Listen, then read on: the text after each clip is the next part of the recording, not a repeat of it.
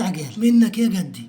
كمان في رسالة شغل ليك واضحة يا جدي، وبتقولك ما تستصغرش اللي بتعمله لأنه أكبر مما تتخيل.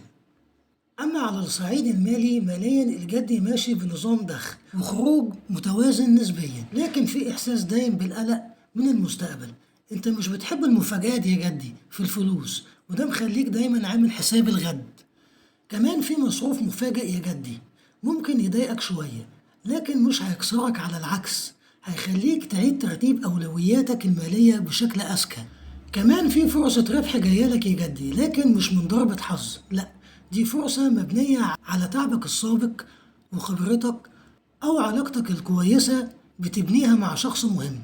ولو بتفكر تدخل فلوس في حاجة جديدة، اصبر يومين تلاتة لأن الرؤية مش كاملة دلوقتي يا جدي. أما على الصعيد العاطفي، عاطفيا يا جدي أنت داخل مرحلة حساسة جدا،